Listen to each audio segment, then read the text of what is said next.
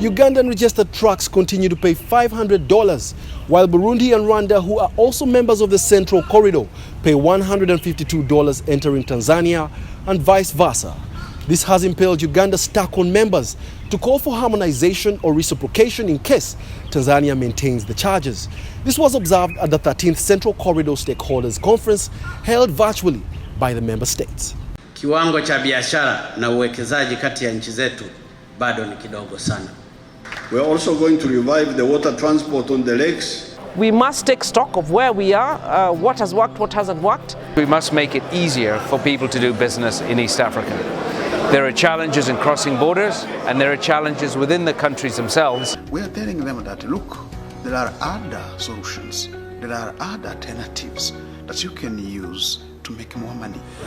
The STACON Forum sits together regularly to identify challenges being faced by the truckers and shippers from various member states as they transport or ship their cargo from the port of Dar es Salaam in Tanzania through the Central Corridor route to the final destination of the cargo. As you are aware, the cost of doing business is affected by transportation, and some factors which affect this cost of doing business are some of the issues that have been addressed in this meeting.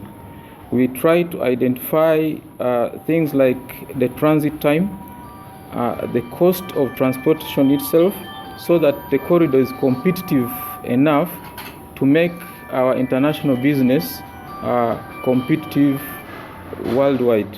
This year's Regional Stakeholders Conference was unique in such a way that it was conducted virtually due to the current COVID-19 pandemic. Uganda came up with this issue of the road user charge.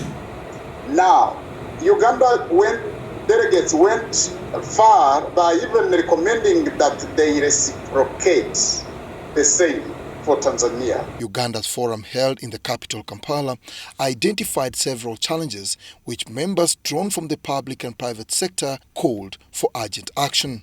These include high phone call charges when one is in Tanzania calling across the borders, exorbitant charges levied on Ugandan registered trucks plying the Tanzanian route, Ugandan trucks being subjected to different road toll charges as they move from one province to another in the Democratic Republic of Congo, resumption of regular port infrastructure committee meetings in the Dar es Salaam port to solve any emerging issues, and the DRC charging domestic tax on foreign trucks, among others.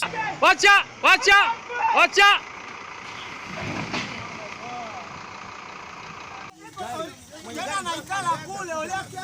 Those are realities, those are my trucks.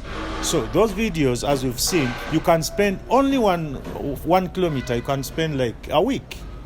One bridge can, recently, some 3 weeks back, on 161 kilometers to Kisangani, a bridge was broken and the government is supposed to repair that bridge.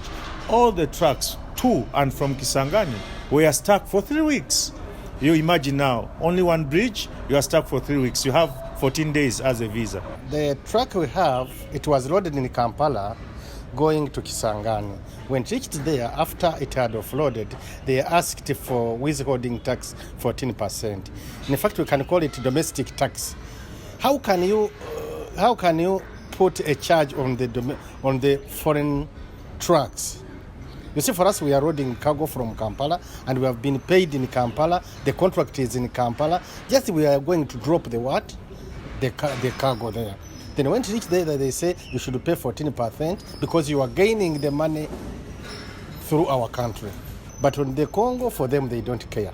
They say that you pay, park there. Now the truck are parked there. It's now like 1 month and a half. The disparity in charges of Ugandan trucks plying the Tanzanian route, where Ugandan trucks are charged $500 and their counterparts, Burundi and Rwanda, charged $152, led to a proposal of reciprocal action by members if Tanzania maintains the charges. Trucks entering Tanzania from Uganda are charged $500, which is quite big. And this forum has recommended a reciprocal action. This will be submitted to the board for approval, and of course the Council of Ministers. If this goes ahead and is approved, then there will be a reciprocal action so that maybe the Republic of Tanzania can also consider coming down to $152, just like the other member states. Because of that cost, yes, our trucks can hardly operate in the route to Dar es Salaam. And transport goes along with the importers, they are associated. So if their trucks cannot transport the cargo, then they would rather use the port of Mombasa. So that's why we are trying to put it to the central corridor, and particularly to the Republic of Tanzania and the port of Dar es Salaam, to reduce this cost. Because if it's not there, it makes our task very difficult to convince people to use the port. Concerns were also raised regarding the COVID-19 testing across the member countries and the delays in the issuance of certificates. Now, it is important that because the costs of testing are high, we think that the Central Corridor can facilitate or engage member states to see that countries can subsidize their nationals in testing for this COVID. Because a cost of $65 is extremely high for an individual.